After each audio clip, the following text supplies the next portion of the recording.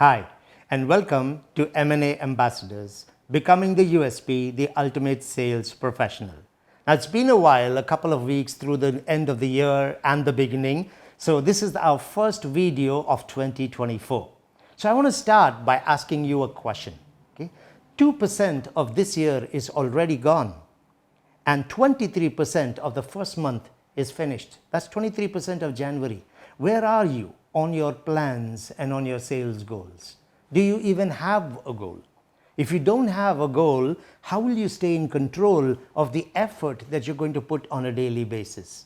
So for the first video of 2024, I would like to personally challenge each and every one of you to focus on setting your goal.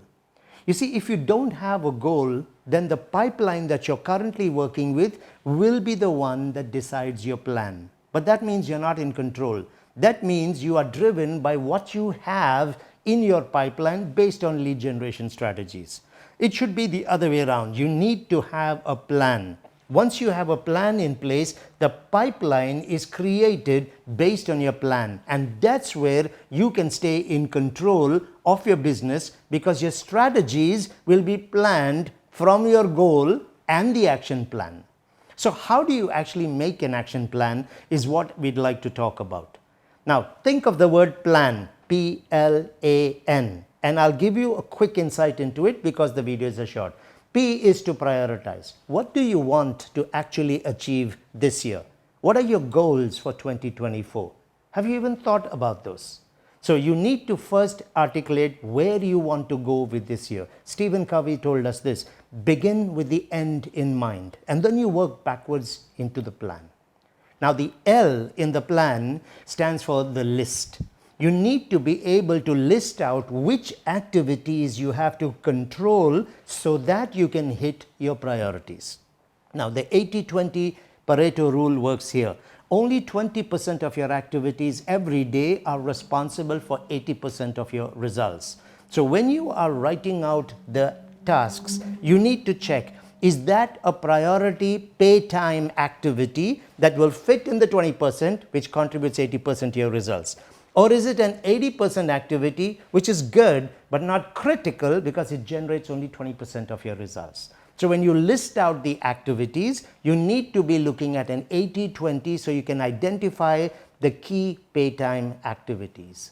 The A in the plan stands for action. It's not enough to just make the plan. Victor Antonio, America's #1 coach, says the two challenges with salespeople is, first, they fail to plan, and then they fail to execute the plan if they have one. So based on the 80-20, what you should keep in mind is, once you have identified your pay time activities, your top 20% activities, make sure you get those done every single day. No compromise on those, because they are 80% of your results.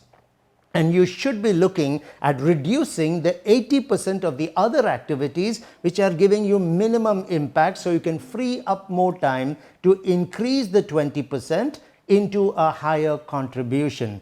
You have to act on your plan. Walt Disney said it. He said, the best way to get started is to stop talking and to start working. Jim Rohn said it, run your day or your day will run you. So you need to take action.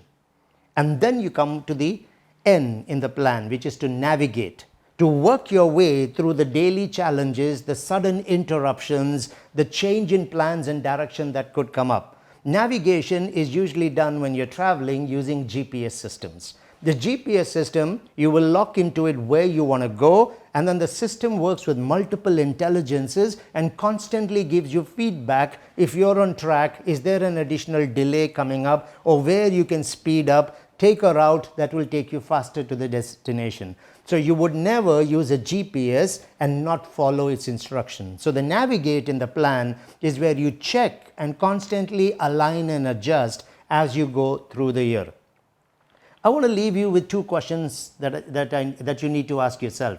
And the answers are not for me, but they're really for you. Now, these two questions are really important to ask.